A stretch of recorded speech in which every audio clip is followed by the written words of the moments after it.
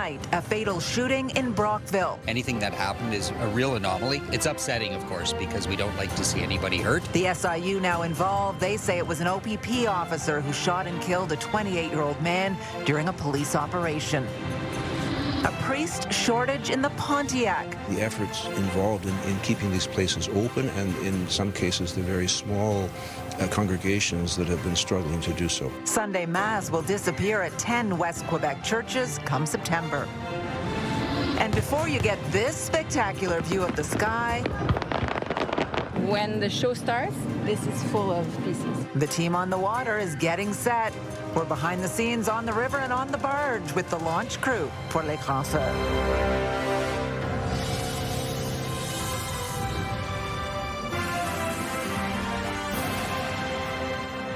Good evening. We begin tonight with the investigation into a fatal police shooting in Brockville. The Special Investigations Unit says an OPP officer fatally shot a man during an operation last night. The incident happened at a residence in the area of King Street West and Broad Street around 7:45 last evening. CTV's Katelyn Wilson reports. A section behind this building here in downtown Brockville is taped off after a police operation turned fatal. Members of OPP's East Region Tactics and Rescue Unit were assisting Brockville Police with a warrant at a home near King Street West and Broad Street around 7:45 Thursday night. When officers went inside, the SIU says they encountered a 28-year-old man. There was an interaction, and at some point, the SIU says an OPP officer fired his weapon, hitting the man. He was taken to hospital, where he was pronounced dead. The OPP notified the Special Investigations Unit, which has now invoked its mandate with investigators on scene throughout the day. What remains unclear is what the search warrant was for and what happened during that interaction that prompted the OPP officer to discharge the weapon. I also spoke with several residents in the area who say the surrounding streets were blocked off for hours and that an incident like this is unusual in what they describe as a typically safe area. It's very safe. Our family, we're around downtown early morning, late at night, and we don't have any issues. So anything that happened is a real anomaly. It's upsetting, of course, because we don't like to see anybody hurt. The SIU is now leading the investigation. We will continue following the story as more information becomes available. Katelyn Wilson, CTV News, Brockville. Well, we are getting a better sense tonight of what could be included in a potential trade deal between Canada and the U.S. CTV News has confirmed the negotiations include the lowering of U.S. tariffs on steel and aluminum in exchange for lifting the American alcohol bans and some concessions on dairy. CTV senior correspondent Judy Trin now on those crucial talks and what they could entail. After 90 minutes of intense trade talks in Washington between top Canadian and American officials, some details are emerging about what cards Canada is willing to play. This is about concessions, if there's to be concessions on both sides. It can't be a one-way street, which is what the American position has been up until now. Industry sources tell CTV News that Canada is willing to drop counter tariffs on autos and convince the provinces to put American alcohol back on shelves if the U.S. agrees to reduce steep tariffs on key sectors such as forestry, autos, steel, and aluminum. Well, I think we all heard Doug Ford a few weeks ago in D.C. in a scrum say, look, I understand the impact and the power of this booze ban, and I will reverse it if we get peace on the CUSMA and the full trade war. After meeting with the U.S. trade representative, Minister Dominic LeBlanc says the focus is on striking a comprehensive deal that addresses all the sectoral tariffs. Je crois en la gestion de l'offre, c'est important. While the Prime Minister continues to defend supply management, negotiators have discussed changing how dairy quotas are managed. Canada's nasty. If that's not enough to prevent the Trump administration from bringing in new 50% tariffs that will hit $28 billion of Canadian goods like hockey equipment, sources say the federal government is working on retaliatory measures, such as blocking the U.S. from getting preferential access to critical minerals energy and big procurement projects. Canada is going in a position of strength. We were able to start restructuring our economy to start building a new Canada over the past year. We see the numbers coming out. It's working. Other than negotiating with the Americans, the provinces will also have to be convinced to come on side. We're just hearing from Quebec's premier that province won't put U.S. booze back on the shelves unless they get a deal that's fair to Quebec. Judy Turin, CTV News, Ottawa. And stay with CTV News for continuing coverage of the U.S.-Canada trade negotiations as that August 19th tariff deadline approaches. For updates on radio, tune into News Talk 580 CFRA and CTV News Channel. Well, there will be no Sunday Mass at 10 Catholic churches in Western Quebec this fall. The diocese is being forced to cancel the weekly service at the churches due to a shortage of priests. CTV's Kimberley Johnson joins us in studio with more. Kimberley. Patricia, one of the remaining priests says the diocese is taking this step by step. And while there are changes that are being called temporary, we may not see all of the masses reinstated. St. Elizabeth's Church in Vinton won't be opening its doors to Sunday Mass starting next month, one of a few in the Pontiac region affected by a priest shortage. It is sad, but from my point of view, I could see it coming. It's among 14 Catholic churches across Central and Lower Pontiac. But now officials say 10 of those will temporarily suspend Sunday Mass starting in September due to a shortage of priests, leaving only 4 churches offering Mass. Mireille Chevalier says her regular service won't be affected, but she's seen changes over the years. There's less and less people that goes to the churches, and everything is more expensive, the heating, the lighting, anything like that, and there's hardly no more priests. The Bishop of Pembroke announced that 2 priests serving the region were no longer available, and only 2 remained. For many years now, it's been clear that the situation of having 14 churches in functioning all the time in Pontiac County, it's been known that this would not be sustainable forever. Father Michael Smith is one of those remaining priests. And while the letter says that there are no current plans to permanently shut the churches, he says there have been difficulties, including rising costs and the need for bilingual priests. Hoping that we'll have more priests to help us out. I can see some other parishes having Mass on a regular basis or more frequently, but not a very large number, I'm afraid. That's just not possible. It's sad. It's sad because, you know, when you're used to going to your own parish, it's like going home. The changes will take effect in September, with retired priests helping fill the gaps this summer. The warden of Pontiac says she hopes any changes that come are positive. It's very important in a time like this for the congregations to stay strong and not give up. Father Smith says he will continue to be there for anyone who is having difficulty with the news by keeping open 4 churches. He says no one will have to drive for more than a half an hour to reach Mass. As for a timeline, the bishop's letter says they hope to have more priests announced as soon as possible. Patricia? Changing times. All right. CTV's Kimberley Johnson live for us tonight. Thank you. Still ahead, it is, they say, where country and city meet. The Navan Fair honoring its agricultural roots and layering on all kinds of fun. We look ahead to the weekend with fair season underway. That's coming up. We want to look ahead to the weekend weather-wise, too, as we take a live look through our Centennial Glass sky cam. Another warm, sticky day and evening, 27 degrees out there right now as Jackie joins us with a look ahead to the next couple of days and a chance of showers into tomorrow. Jackie? Yeah, Patricia, Environment Canada has been calling for a chance of showers for the last several days. We didn't quite see it for downtown Ottawa, but for parts along the Seaway, including Kingston and just around the Brockville area, could see some light rain having moved through earlier this afternoon. Now, right now, yes, the talk of the town is the temperatures. Feeling more like 35, not just here in Ottawa, but really along the Seaway. 31 in Pembroke when you factor in those humidex values as well. This will continue into tomorrow. Overnight lows still quite warm, 20 degrees, partly cloudy skies. Tomorrow's a daytime high, another 28-degree day. But tomorrow is the greatest chance that we could experience showers. This will likely be in the afternoon. We will break this down for you further in a little bit and a look at your weekend forecast. Patricia. All right, thank you, Jackie. Well, they light up the sky over the Ottawa River, but the real work behind Les Grands Feux happens long before the first fireworks are launched. Today, crews are getting ready to do it all again for night 4 of the fireworks festival over the river tomorrow. And CTV's Josh Marano received a behind-the-scenes look. Are we calling it behind the scenes, under the scenes? Because there's a lot happening down on the water. On the water. Josh. It really is quite the operation, Patricia. But yeah, days of preparation, thousands of fireworks, all for about 25 minutes in the sky.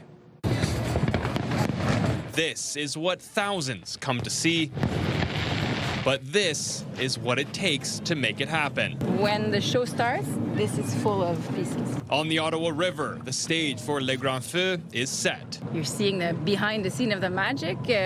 Basically, the barge that we install here every year is composed of 6 large barges and 26 docks. On it, 12 pyrotechnicians and around 28,000 pyrotechnic pieces in all shapes and sizes, built to go off with precision. Everything had to be electronical and shoot by a computer because, as I told you, 2,300 Q in 20 minutes.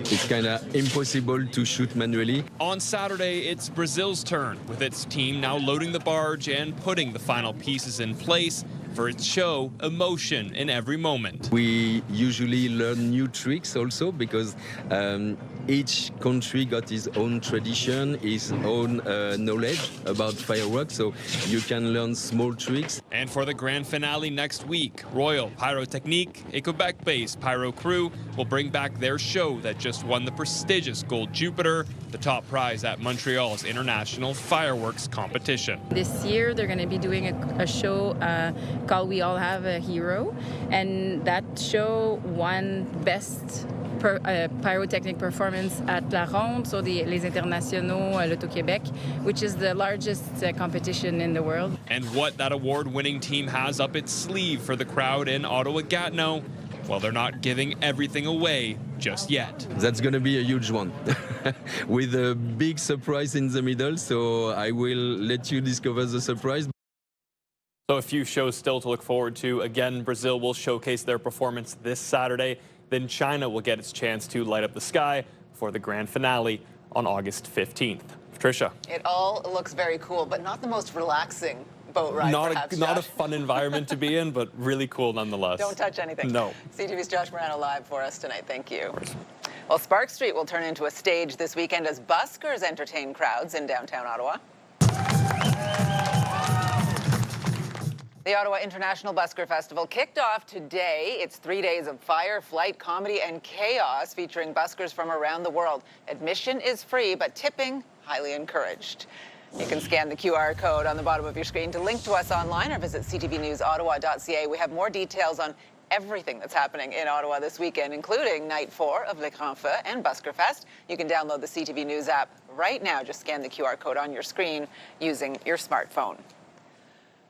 Well, as the price of gas continues to fluctuate, the clock is ticking on a federal measure to ease the pain at the pumps. Ontario's premier is adding his voice to those calling on the Prime Minister to extend the gas tax suspension or make it permanent. CTV's Queen's Park Bureau Chief Siobhan Morris has more. It's a simple errand that's felt like punishment the last few months. I don't remember the last time I filled my tank all the way. I must spend money in the $800 monthly gas bill. The uncertainty causes so much stress on us, especially when it comes to people who commute long distances. Prices pushed ever higher through the U.S. war with Iran. In mid-April, Mark Carney's government pulled the brakes on some taxes folded into the pump price. This will remove up to 10 cents per litre on gasoline and 4 cents per litre on diesel fuel. Ontario first shaved about 6 cents off its gas tax in 2022, making it permanent last year. The federal tax break expires on Labor Day. We should cut it permanently because that reduced the cost of goods being shipped from one place to another. Months later, Premier Doug Ford has put that in writing, asking Mark Carney to extend relief until at least the new year, if not forever. The federal Conservative leader made a similar call yesterday. Get rid of all gas taxes for all of the year to save Canadians 25 cents a litre, $20 a fill-up, and $500 by Christmas. The Canadian Taxpayers Federation applauds Premier Ford's pitch. They hope other provincial and territorial leaders will pipe up. if the other premiers join in on this call to keep this gas tax cut permanent. It would increase the pressure on Prime Minister Carney to actually follow through with this. There's no firm answer right now from the feds on whether or not they'll make the change, but a spokesperson for the Minister of Finance writes in part that the government will continue to pursue measures with the provinces that advance its growth and competitiveness agenda, lower costs and the sources of them in a challenging global economic environment. From the pump, a plea for a reprieve, however small. Anything you can do for Canadians to help reduce the cost of living, gas prices included, would be, very welcome by Canadians. Siobhan Morris, CTV News. Well, there was some encouraging economic news in Canada today. The country's job market got a big boost in July, 75,000 new jobs and a drop in the unemployment rate. CTV's Kamal Karamali now on the numbers and the reason for cautious optimism. Canada added 75,000 jobs in July, nearly a 0.5% increase compared to June. It's the third straight month the employment rate has gone up and the unemployment rate dropped to 6.4%, the lowest it's been in 2 years. The biggest increase in jobs seen in the retail sector, with finance, insurance and real estate in second and science and tech also adding thousands of jobs. Economists say we're seeing a hiring shift, with Canadian companies growing more confident in bringing in new employees despite U.S. tariff uncertainty, all because Canadians are spending more in Canada. People are more confident, people are out there, people are spending money. This is not a blip. We're going to see this in August, we're going to see this in September. We have hit an employment surge in the Great White North. Good news for youth as the unemployment rate dropped to just over 12%, and for students who work summer jobs, it fell roughly 15%, a big drop from where it was just a year ago. Although these numbers are well above forecasts, economists warn we're not out of the woods yet. Job growth is still historically relatively modest year to date. Not yet strong. The unemployment rate is still elevated. It's above where it would be in a full employment market. Adding this latest report strengthens the case for the Bank of Canada to keep its lending rate the same for now. CTV's Kamal Karamali reporting. Well, Ottawa's unemployment rate inched up slightly in July despite fewer people in the labour force. Stats Canada says Ottawa's unemployment rate increased to 7% last month from 6.9% in June. There were 1,200 fewer people working in Ottawa in July. Gatineau's unemployment rate fell to 6.1%, while Kingston's unemployment rate dropped to 5.7%. There's going to be another federal by-election in Ontario once Conservative MP Larry Brock leaves the House of Commons. The MP for Brantford-Brant South announced last night he is stepping down in September. Brock is taking a position at the Crown Attorney's office in Brantford. There will now be 8 by-elections between August 31st and mid-April. 2 18-year-olds have been charged with murder following a shooting at a street festival in Toronto. Toronto police have arrested 2 18-year-old men in connection with this investigation. Both have been charged with 2 counts of first-degree murder and 5 counts of attempted murder. While today's arrests represent significant progress, they do not erase what happened that evening. 2 men were killed and several others were injured after gunfire broke out during the Salsa on St. Clair Festival on July 11th. The shooting raised concerns about safety at major events across the city. Toronto police say there will be a stronger officer presence at large events throughout the rest of the summer. For the second time in the span of a few weeks, Toronto police have arrested an employee at the Hospital for Sick Children on charges related to child sexual abuse. The Sex Crimes Unit launched an investigation back in October of 2024. Police accuse a suspect of contacting a 15-year-old victim through social media and then making inappropriate comments and sending explicit messages. 55-year-old Antonio Alvin de la Cruz was charged with offenses including luring a person under 16 by means of telecommunication and accessing and possessing child sexual abuse and exploitation material. There will be a new mayor in Smiths Falls following this fall's municipal election. Mayor Sean Pankow has announced he will not be running for re-election. Pankow was first elected to council in 2010 before being elected mayor in 2014. He says he wants better balance in his life and to spend more time with his family. There are currently 2 candidates registered to run for mayor of Smiths Falls, Nate Morris and Christopher Cummings. Candidates have 2 weeks left to register for mayor and councillor in the city of Ottawa. As of today, there are 7 candidates registered to run for mayor. There are currently 5 wards where the incumbent councillor is not facing a challenger: Canada North, College, River, Osgood, and Rideau Jock. Election day is October 26th. Well, the building that houses the original Happy Goat Coffee in Ottawa's Hintonburg neighbourhood could soon be a residential development. An application has been filed with the city to build 2 towers on the property at Breeze Hill Avenue North and Laurel Street. The towers would be 31 and 33 stories tall with a total of 543 units. The development would be located next to the O Train Line 2. OC Transpo will begin rolling out information next week about its plans to keep commuters moving this fall. Council has approved a $29 million, 48-point plan in advance of public servants and students returning to public transit next week. Information on the new fall routes and schedules will be available. The city says it will also release information on a comprehensive marketing campaign to raise awareness and encourage people to use public transit. The new fall schedule begins on August 30th. Just enjoying the weather and the rides, the games, and a hot dog. Well, coming up, it's a sign that summer is beginning to wind down with fair season ramping up. The Navan Fair is first up. But the weather's showing no such signs. Jackie? Well, thanks so much, Patricia. Getting you a look at what we can expect for tomorrow. It's going to be quite humid, as well as a chance of showers continuing on. We're not going to count out or discount showers in the early part of our day, but we will likely see this around the 4 p.m. hour. Again, it's going to feel closer to 36 with those humidex values. We could see rain between 4 and 7 p.m. for tomorrow. Now, here's a live look. There's Centennial Glass Sky Cam. It's 27 degrees right now. Still hot, muggy day out in the capital.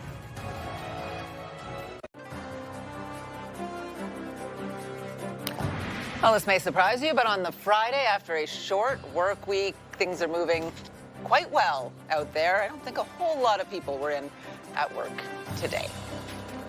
It's officially fair season in Eastern Ontario. The Navan Fair is underway, highlighting the agricultural community, family fun, and local vendors. CTV's Natalie Van Roy reports.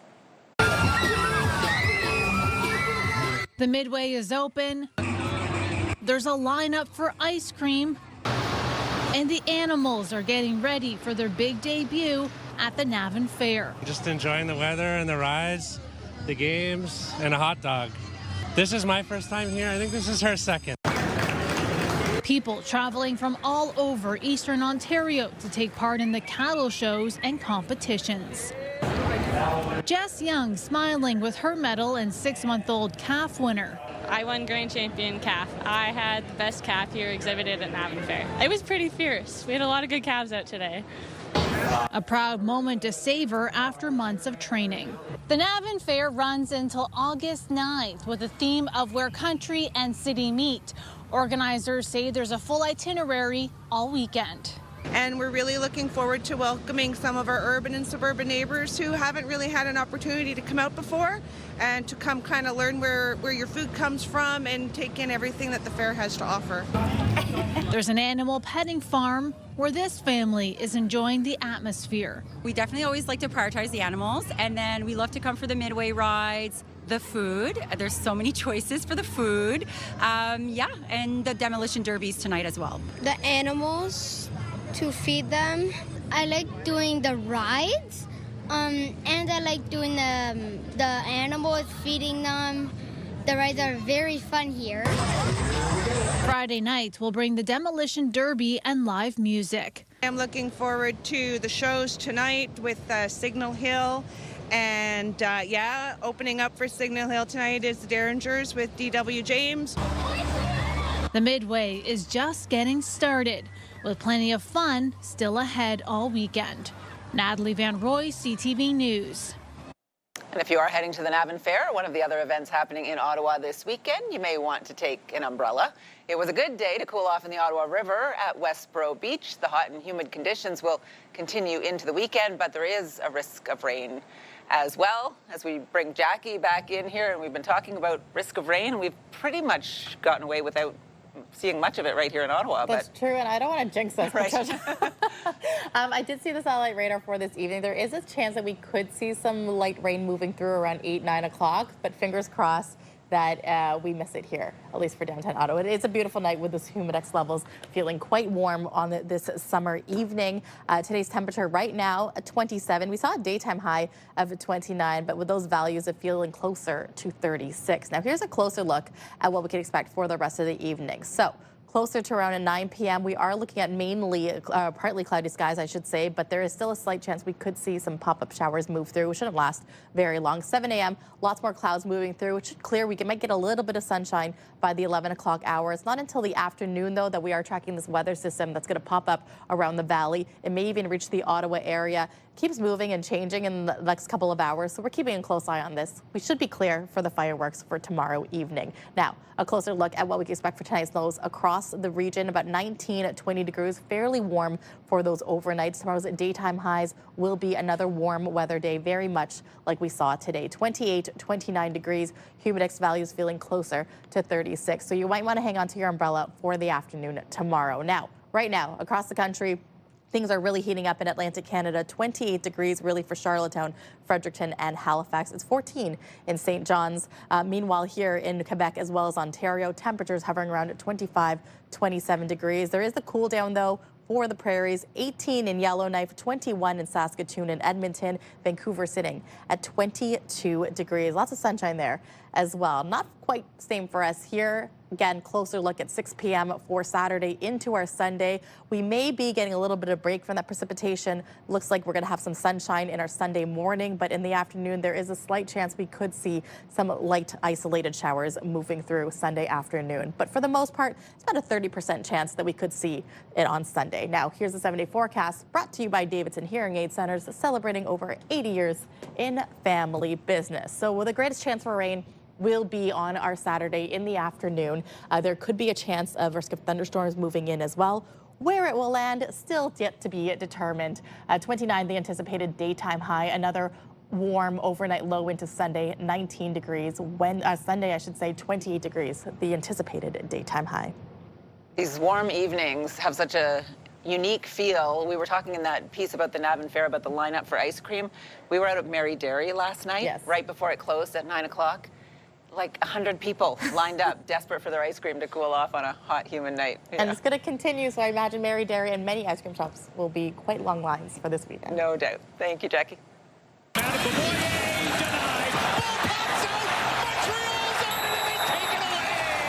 Well, coming up, the Red Blacks head west, still looking for their first win of the season. And we have a new pop quiz online tonight. You can test your knowledge of the week's news. Take the quiz at ctvnewsottawa.ca.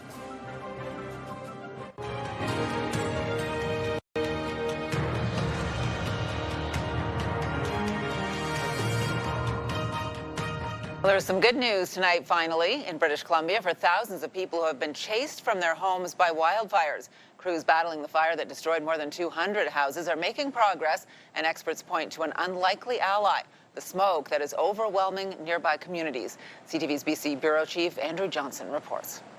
Summers on Kootenay Lake are supposed to look like this. Today, this paradise is being choked out by wildfire smoke, and so is Calgarian Jed Kaplan's vacation. Smells like a campfire.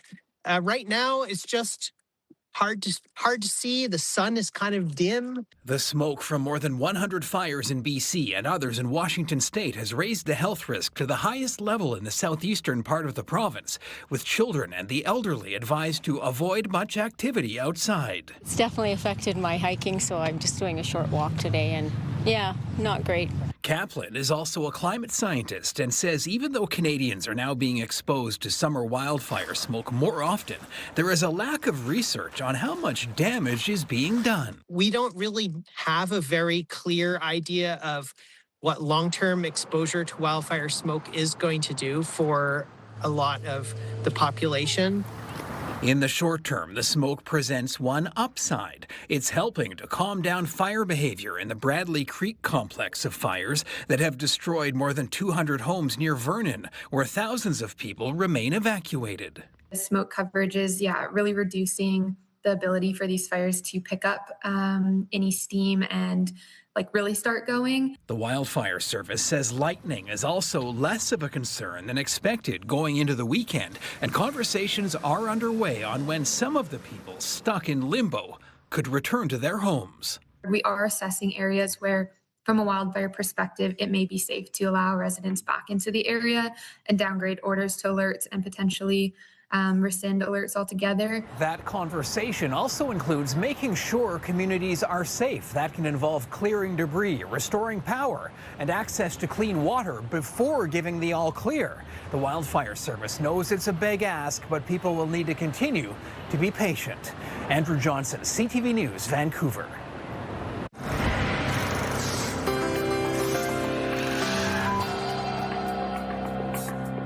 Tonight's big picture, everyone and everything looking to cool off this summer. The Prague Zoo providing its polar bears with plenty of ice to help them cool off amid hot temperatures in the Czech Republic. The ice actually lowers the animal's body temperature and provides entertainment and enrichment.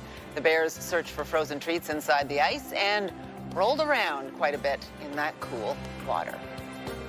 Well, now some other stories you need to know right now, starting with the Red Blacks looking for their first win of the season tonight.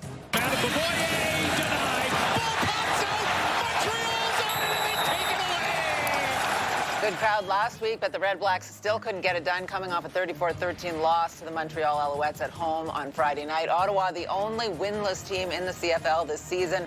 Tonight, the Red Blacks are in Regina to face the 5-2 Saskatchewan Roughriders. Game time is 9 p.m., and you can catch the action on TSN and TSN 1200. 10 seconds on the shot clock. Here's Smart. Guarded by Ambrose Hilton. Elvis in the corner. Yes! There it is. Oh, the Ottawa Blackjacks season came to an end last night in Brampton. The Honey Badgers beat the Blackjacks 95-91 in the CEBL quarterfinals. Brampton advances to the conference finals on Saturday. Sales of condos and townhomes cooled off in the summer heat in Ottawa last month. New data from the Ottawa Real Estate Board shows 1,325 homes were sold in Ottawa in July. Townhouse sales were down 4%, while apartment sales dropped more than 6%. The Real Estate Board says home sales are down 5% through the first 7 months of 2026 compared to the same period last year. An Ottawa driver will not be behind the wheel for the next month after being caught speeding 80 kilometers an hour over the speed limit. Ontario Provincial Police say an officer observed a driver going 180 kilometers an hour Thursday on Highway 417 near Terry Fox Drive. The driver is charged with stunt driving, which includes a 30-day license suspension and a court date. Police say the driver faces a minimum $2,000 fine upon conviction. And Ottawa Fire Services is reminding people to be aware of the Deschênes Rapids along the Ottawa River in the West End. This comes after 2 stranded paddleboarders were rescued from the rapids yesterday afternoon. Officials say the water rescue team found the 2 stranded in the middle of the rapids. 2 technicians entered the water to assist them back to shore. The Deschênes Rapids is a frequent location for water rescues by firefighters. Monday warrior, mean stride. Today's Tom Sawyer, mean pride. Coming up, Canada's rock royalty returns to their hometown as they wrap up their first tour in a decade. Get the latest live local breaking news. Sign up now for our morning and evening CTV News Ottawa newsletter. The best local content from CTV News, Your Morning Ottawa, and News Talk 580 CFRA. Get it all in one place. Sign up now at ctvnewsottawa.ca. The CTV News Ottawa newsletter is brought to you in part by CAA Business.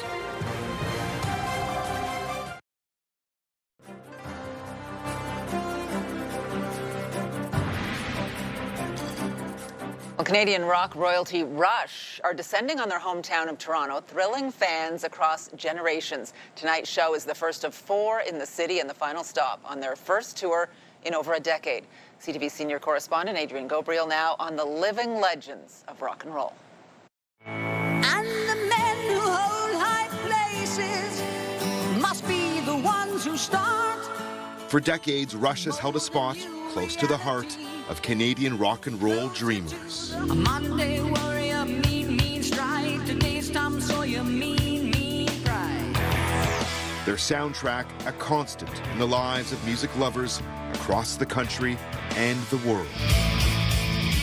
And now Rush are coming home to Toronto. We grew up right around here. We hung out right around here. We skipped school right around here.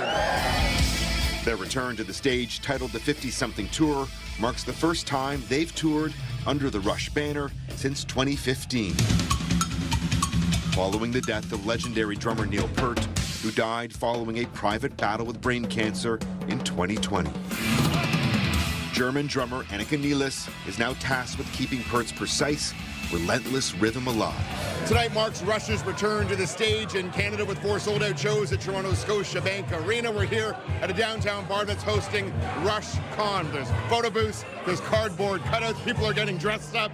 And check out these Rush handcrafted sculptures. I saw them the first time back in '75. I'm more excited now than I was then, and I was pretty darn excited back then. Catholics have the Vatican.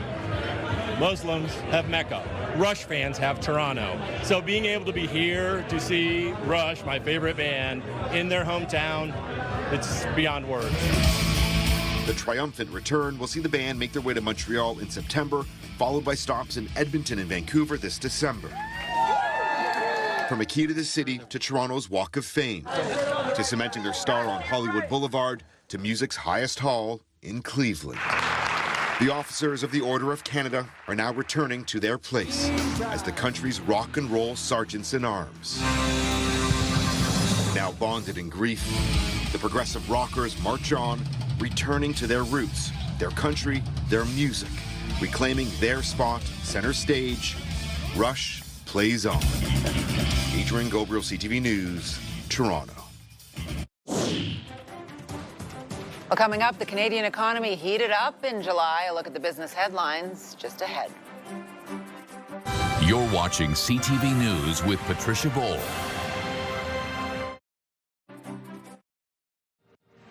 iHeartRadio Weekenders is powered by Barhaven Ford, Ottawa's newest and largest Ford store, and Eastern Ontario's Ford EV leader. Heading into your Friday night and your weekend, time now to check in with our iHeartRadio Weekender, Tanea Taylor. Tanea. Kicking it off today with Atletico Ottawa. Tomorrow's TMNT theme match at TD Place is packed with family fun as Atletico takes on the Halifax Wanderers. Plus, every ticket purchase through the CHIO Foundation link includes an instant $5 donation to CHIO. Next up today is the Water Lantern Festival. Head to Andrew Hayden Park tomorrow for a memorable evening where hundreds of glowing lanterns light up the water in celebration of hope, community, and togetherness. Last on the list today is Puppets Up International Puppet Festival. This takes over Almont tomorrow and through Sunday with dozens of performances, daily parades, and free street entertainment for the whole family, which we love. As usual, lots more happening around the capital this weekend. Full list and all the details at ctvottawa.ca/weekenders. For the iHeartRadio Weekenders, I'm Tanea Taylor. Have a great one. iHeartRadio Weekenders is powered by Barhaven Ford, Ottawa's newest and largest Ford store, and Eastern Ontario's Ford EV leader. Well, the Canadian economy turned out a surprising 75,000 jobs in July, when most economists had expected about 15,000 jobs to be created. BNN Bloomberg's Marella Fernandez has more. The big number helped bring the unemployment rate down to 6.4%. The 75,000 jobs created were split between full and part-time work. The biggest gain made in the core age group, those between 24 and 54 years old. There were 52,000 more people working in Ontario in July and 18,000 in BC. Jobs in wholesale and retail trade made the biggest gains. Here are the closing numbers for the day. The Canadian dollar is down to 71.73 U.S. West Texas Intermediate is up to 78.18 U.S. a barrel. Western Canadian Select is up over $2 to 61.05. And the TSX closed in new record territory, up 244 points to 36,381. Those are your business headlines. I'm Marella Fernandez. Canadians traveling to Europe will not have to apply for a new travel authorization anytime soon. The European Union has put off a launch date for new travel authorization system. It was supposed to launch this year, but it has now been indefinitely postponed. The system would have required Canadians heading to Europe to complete an online application form. And Corgis Array in the championship. Good race to the finish. Coming up, running for a back-to-back championship. Jackie. Well, thanks so much, Patricia. Taking a look at our weekend forecast, Saturday, 29 degrees, the anticipated daytime high. We will likely see showers in the afternoon. A slim chance we could see showers Sunday, mainly more sunshine, though. 28 degrees, the anticipated daytime high. Monday, though, 27. We will see the return of the rain along the way, but for the most part, the next 3 days, hot and humid here in the capital. Here's a live look through our Centennial Glass Sky Cam, where the heat continues to dominate our Friday evening. It's 27 degrees out there right now.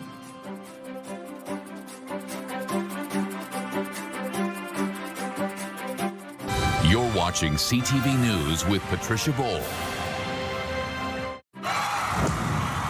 The National Capital Region is jam-packed with incredible experiences you don't want to miss. Hey, it's Tanea Taylor, your iHeartRadio Weekender, powered by Barhaven Ford. Get the inside scoop on all the biggest and best events every Thursday, Friday, and Saturday on CTV Move 100, Pure Country 94, TSN 1200, and News Talk 580 CFRA. iHeartRadio Weekenders is powered by Barhaven Ford. Take your weekend pass. We've got the Bronco Sport for it.